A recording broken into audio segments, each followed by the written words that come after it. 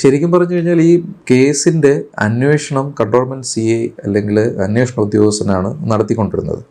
അന്വേഷണം പൂർത്തിയാക്കി 30/7/2025 ഇതിൻ്റെ 30/3/2025 ഇതിൻ്റെ ഫൈനൽ റിപ്പോർട്ട് ഫയൽ ചെയ്തു. അതായത് ചാർജ് ഷീറ്റ് കോടതി കൊടുത്തു, അത് അന്വേഷണം കഴിഞ്ഞു, ഇനി കോടതിയാണ് കാര്യങ്ങൾ ചെയ്യേണ്ടത് എന്നുള്ള രീതിക്ക്. അതിൽ ശരിക്കും പറഞ്ഞു കഴിഞ്ഞാൽ കേസ് അന്വേഷണം തുടങ്ങിയത് 5 പ്രതികൾക്കെതിരെയും അവർ ഈ യദു എന്ന ഡ്രൈവറിൻ്റെ ഔദ്യോഗിക കൃത്യനിർവഹണം തടസ്സപ്പെടുത്തിയെന്നും തെളിവുകൾ നശിപ്പിച്ചു എന്നുള്ള കാര്യത്തിലാണ് FIR എടുത്ത് അന്വേഷണം തുടങ്ങിയത്.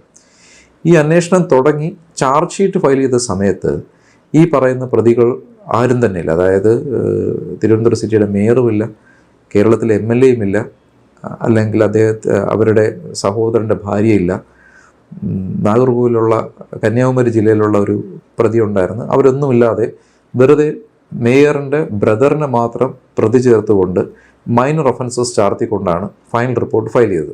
അപ്പോൾ സ്വാഭാവികമായിട്ടും കേരളത്തിലെ ജനങ്ങൾക്ക് അല്ലെങ്കിൽ ലോകത്തിലെ ജനങ്ങൾക്ക് മനസ്സിലാവില്ല എന്തുകൊണ്ടാണ് ഇത്രയും പ്രമുഖരായ ആൾക്കാരെ ലോകം മുഴുവൻ കണ്ട ഒരു ഇൻസിഡൻറ്റിനെ ഒരു നിസ്സാര ഒഫൻസ് ചാർത്തിയിട്ട് ഒരാളെ മാത്രം വെറുതെ ഒരു ഫൈൻ ചെയ്താൽ തീരുന്ന ഒഫൻസിൽ ചാർജ് ഷീറ്റ് കൊടുത്തത് രാഷ്ട്രീയ സ്വാധീനമല്ലാതെ വേറെ എന്താണുള്ളത് അതിനകത്ത്?